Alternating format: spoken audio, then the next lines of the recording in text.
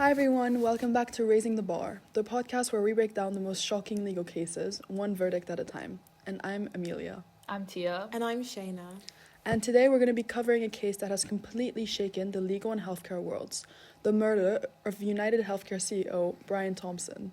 And the man at the center of it all is Luigi Mangione, a 26-year-old whose actions have been described as both an act of terrorism and an act of vengeance. Was this a cold-blooded assassination or a desperate statement against the healthcare system? And why has Mangione become a symbol for thousands of Americans frustrated with healthcare corporations? This case raises tough legal and ethical questions, so let's get into the people versus Luigi Mangione. Let's start with the crime itself. It happened on December 4th, 2024 in broad daylight in Midtown Manhattan. Yeah, this wasn't some hidden, carefully planned attack. Brian Thompson was leaving his office when he was approached by a man later identified as Luigi Mangione, who shot him at close range. He was pronounced dead at the scene. Witnesses say the attacker didn't flee in a panic. He simply walked away calmly, as if he had just completed a task.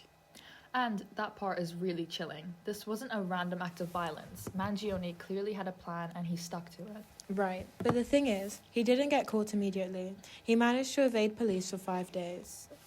That was until he was found in Altoona, Pennsylvania, inside a McDonald's. He was arrested without resistance, carrying a fake ID and a so-called ghost gun, a firearm built from untraceable parts. Now, here's where things get interesting. When they searched him, they found a handwritten note that allegedly explained his motives. And this is what changed the whole narrative, because this wasn't just a case of murder. Prosecutors said that it was an act of terrorism. So, who is Luigi Mangione, and what could have led him to do this? He was 26 years old, no prior criminal record, and no known ties to extremist groups. He grew up in a middle-class family and was a relatively quiet, ordinary guy, until this. But he had one thing that might have been a motive, a deep resentment towards the healthcare system. Yes, and we don't really know exactly what pushed him over the edge, but we do know he had a long history of online posts criticizing the way insurance companies operate. One thing that stood out, he had multiple statements about healthcare executives profiting off suffering and how people were dying because of corporate greed. But it gets even deeper. After his arrest, letters started pouring in, thousands of them, from people sharing their own struggles of insurance companies. Which is why this case has taken a life of its own. Some people see Mangione as a villain, while others see him as a symbol of frustration with the healthcare industry. So let's talk about the legal side of things, because this isn't just a murder trial, it's bigger than that. Right. Prosecutors charged Mangione with first-degree murder and second-degree murder as an act of terrorism. And that terrorism charge is a huge deal. Normally, terrorism is associated with political or ideological violence. Think extremist groups, mass attacks, and things like that. So the prosecution is essentially arguing that Mangione wasn't just killing one person, he was trying to send a message and sow terror. And their evidence? The handwritten note they found on him, along with years of social media posts where he criticized healthcare executives. However, on the other hand, his defense team is trying to argue that this wasn't terrorism, but rather the actions of a disturbed individual. Here's where things get really complicated, because this case isn't just about law, it's about public perception.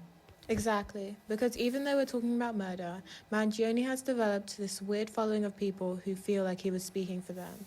Some are even calling him a martyr for exposing corruption in the healthcare industry. And that's a dangerous territory, because at the end of the day, he killed someone. Right, and the family of Brian Thompson has been very vocal, saying that no matter what frustrations Mangione had, it didn't justify taking a life. And honestly, that's the question at the heart of this case. Does having a cause ever justify violence? So where does this case go from here? Right now, Mangione is awaiting trial, and he's pleaded not guilty. And this trial is going to be huge, because if the prosecution succeeds in proving this was terrorism, it sets a precedent. Right, because that would mean any targeted attack against a corporate executive could be classified as terrorism.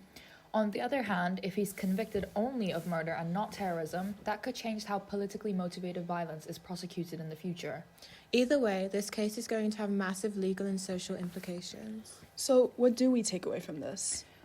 For me, it's a reminder that desperation can drive people to do things we never expect.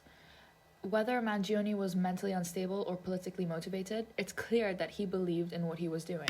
And it's a warning about the power of public perception. The fact that some people sympathise with him despite his crime tells us a lot about how frustrated people are with the healthcare system. At the end of the day, this case isn't just about one man's action. It's about a bigger conversation we need to have as a society. And we'll be following this trial. Okay, so we spent the first half of this episode talking about the facts of the case. Now we're going to go into our opinions. What do you guys think? So I personally think that Luigi Mangione is indeed guilty. However, I think that there's a lot that the press hasn't made that public about his motives. Well, he was always brought up in quite a wealthy family. He had a good upbringing, from what we can tell from our sources. He went to UPenn, and he was, I think, top of his class. He had a good education, good surroundings.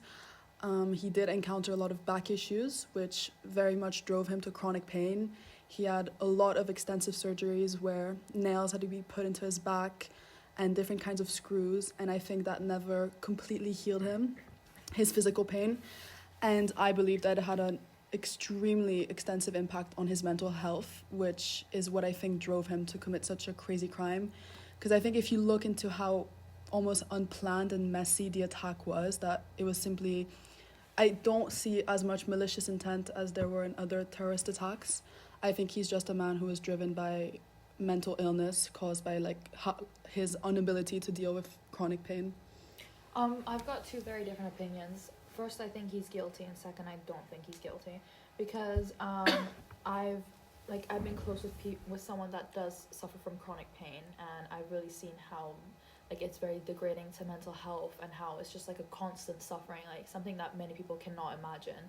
And the fact that there was this there's this idea that healthcare people just don't care about people that are suffering, and it's just kind of a money grab for the healthcare industry, is really quite horrible to see when so many people are just going through pain. And I feel like he was just suffering so much, and he just kind of wanted some justice, but he did it in a really horrible way, in my opinion. It's not right to kill anyone, no matter how much pain you're in, but I feel like to say that it's an act of terrorism is crossing a line. In my opinion, I feel like the media needs to discuss more on how Luigi Mangione is currently it's only alleged that he did these things, so we don't actually have proof that it was him who did kill Brian Thompson. I think in any situation, murder is wrong. It was definitely not the right way to go here, but I do find it quite interesting, the political implications of what he did, and also the public support he currently has, because especially in America, a place with privatized healthcare, and also with the former President Biden having a speech on how America's turning into an oligarchy, implying that it's run by massive corporations and wealthy individuals. It really brings up a politically relevant question on how moral it can be for massive corporations to be basically funding people's lives by funding their healthcare. And I think that the Luigi Mangione case did bring this up, which is very important. And also concerning Luigi's background, I also think that it's very interesting how he is from a wealthy family. He had a good education. He went to an Ivy League school. He studied engineering. So it's very interesting to see a person like that being accused of terrorism, as this is not the standard norm for previous terrorist attacks. So yeah, the whole thing's very interesting, and I'm looking forward to seeing more details on the case. What do you guys think about the healthcare industry, since it plays such a huge role in this trial? Well, I think it's important to see also, because I feel like people think that this sheds a lot of light on the healthcare industry and its flaws, which I do agree with.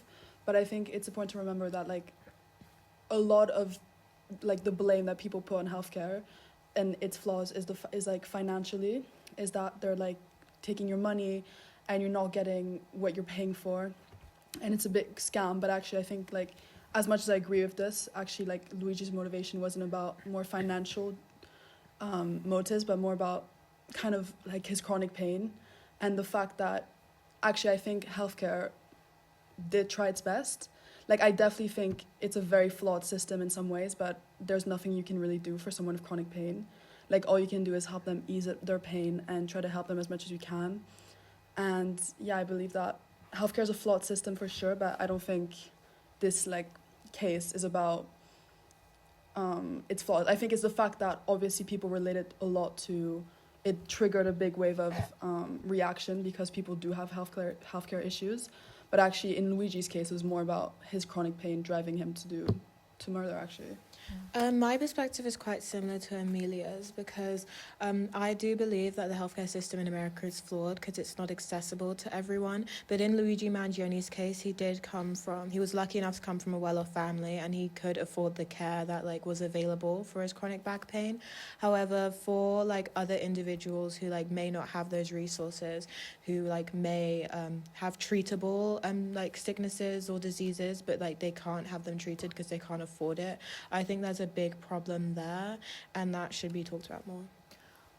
I think there's a big difference of people in healthcare and the people running healthcare, like running the healthcare industry. Yeah. And I feel like the people in the healthcare industry, like the doctors and the nurses, I mean, like some of us like owe our lives to them. I mean, they're heroes and everything, and they're beautiful people. But I feel like the people who are running the healthcare industry, who have these like malicious intents, should be like prosecuted because what they're doing is so wrong, and profiting off of people's suffering is, in my opinion, disgusting. But I think Luigi Mangione's actions are still not acceptable because you can't kill someone.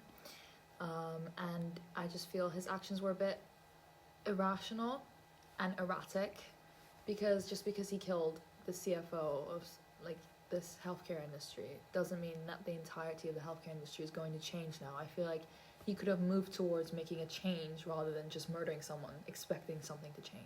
Mm-hmm. Yeah, I agree with that because with like murdering someone, I mean, we don't have to explain why that's wrong. We know it's wrong. In particular, like Brian Thompson, the United Healthcare CEO, it's quite interesting since they were under a lot of controversy a few years ago for like, I'm pretty sure people like paying them health insurance and they failed to like deliver the healthcare that they agreed to. So it's like this case definitely was successful in pointing out the flaws in the healthcare system, which do need more attention on them.